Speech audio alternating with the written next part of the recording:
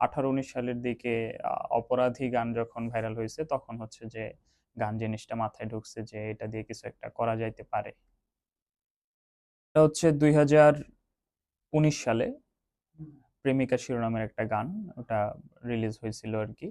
ওটা আমি আমার নিজের টিফিনের টাকা, আমার নিজের ঈদের সালামির টাকা এগুলা জমায় তারপর কম্পোজ করাইছিলাম আর কি। করানোর পরে এটা শামসুল অফিসিয়াল নামে একটা ইউটিউব চ্যানেলের দৃষ্টিগোচরে আসে। আমি আমার চ্যানেলে আপলোড দিছিলাম, তখন আমার চ্যানেলে 58টা সাবস্ক্রাইব ছিল।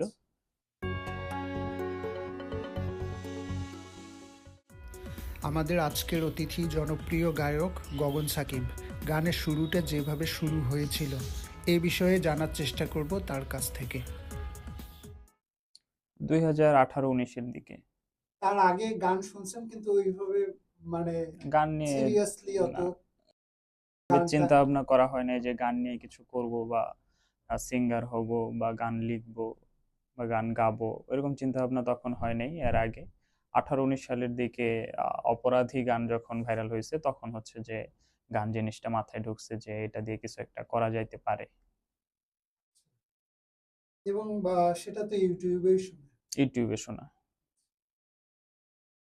সেই গানটা শোনার পরে কি আপনার গানটা যে আমিও কিছু একটা করব, গান গাবো এই ধরনের মাথায় আসছিল, নাকি এমনিতেই গান শোনার প্রতি নেশা ছিল?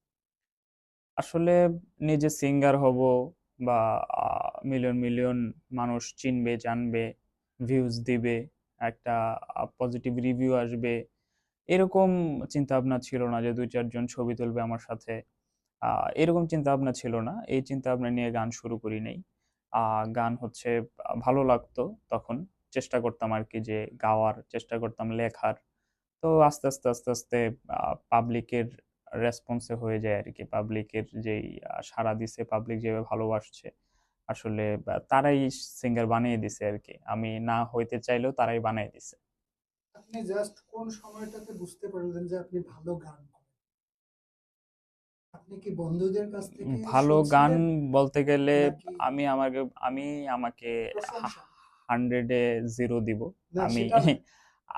আর প্রশংসার যে বিষয়টা সেটা হচ্ছে যে বন্ধু হ্যাঁ, মহলে ফ্রেন্ড কেউ সার্কেল, বন্ধু ওরা শুনে বান্ধবরা বলে যে না অনেক তখন ভালো তখন লাগতেছে। তারা বলতো, যখন স্কুলে হচ্ছে বেঞ্চের মধ্যে কলম দিয়ে বাজায় বাজায় গান গাইতাম, আমরা মজা করতাম টিফিনে। তখন থেকে হচ্ছে যে তারা বলতো আর কি যে তুই কোনো একটা ব্যান্ডে যোগ দে, অমুক তমুক এই সেই, এই আর কি। কোন কোন সময়টাতে আপনার মনে হলো যে একটা গান রেকর্ড করি? সময় কাটতে। এটা হচ্ছে 2019 সালে হুম। প্রেমিকা শিরোনামের একটা গান, ওটা রিলিজ হয়েছিল আর কি। ওটা আমি আমার নিজের টিফিনের টাকা, আমার নিজের ঈদের সালামির টাকা এগুলা জমায় তারপর কম্পোজ করাইছিলাম আর কি। করানোর পরে এটা শামসুল অফিসিয়াল নামে একটা ইউটিউব চ্যানেলের দৃষ্টিগোচরে আসে। আমি আমার চ্যানেলে আপলোড দিছিলাম, তখন আমার চ্যানেলে 58টা সাবস্ক্রাইব ছিল। তো ওটা জাস্ট আমি আমি নিজে শোনার জন্যই আমি করা, পাবলিকের জন্য না। যে আমার একটা গান আছে এরকম আর কি, স্টুডিওতে রেকর্ড করা আছে, এটা আমার শখ ছিল। তো ওইটা শামসুল অফিসিয়াল কোনোভাবে দেখার পরে হচ্ছে যে ওনারা আমাকে আবার ডাকে, আর ঢাকা আসি, আবার ওটা রিকম্পোজ করানো হয়, তারপরে হয় আর কি। আপনার ওই টিফিনের টাকা জমিয়ে যে গানটা করছিলেন, তখন এই যে মিউজিক কম্পোজারের সাথে যোগাযোগ, আপনি তো মনে হয় জানতেন না যে কে মিউজিক করে, কোথায় গিয়ে এই কাজটা করব, কিভাবে কন্ট্যাক্টটা হবে? ওইটা নেত্রকোনায় করা, জামিউল হাসান এক বড় ভাই, উনি কম্পোজার ছিলেন। তো কোনো না কোনো মাধ্যমে হয়তো ওনার সাথে পরিচয় হয়েছিল। তো এখন সেটা মনে করতে পারতেছি না আসলে এক্স্যাক্টলি।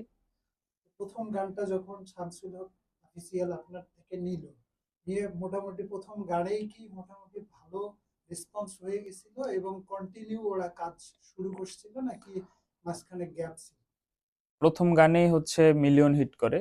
তো মিলিয়ন যাওয়ার পরে ওনারা বলে যে তুমি আরেকটা গান করো, আমরা কম্পোজ খরচ দিচ্ছি, আমরা আমাদের খরচে সবকিছু করব, আমাদের খরচে ভিডিও করব। তো আমার তো সমস্যা নেই, তো করলাম। করার পরে হচ্ছে আস্তে আস্তে আস্তে আস্তে 5, 6, 7 নাম্বার গানে যায় 100 মিলিয়ন। আপনার গানের জগতে স্টার্টিং এর প্রশ্নটাই মূলত এটাই ছিল। ঠিক আছে। অনেক ধন্যবাদ।